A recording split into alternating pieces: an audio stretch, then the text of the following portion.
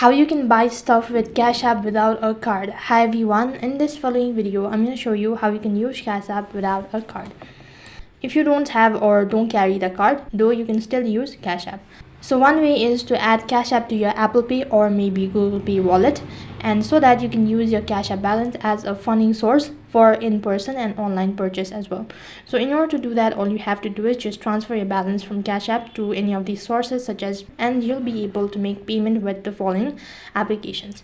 So when you use your Cash App Navigate application on Android, if you don't have a physical card as well, with that you can still make a payment as using a Cash App Navigate applications on Android. Or so likewise, as already mentioned, you can use Google Pay or an Apple Pay. So in that way you can buy stuff with Cash App without a card.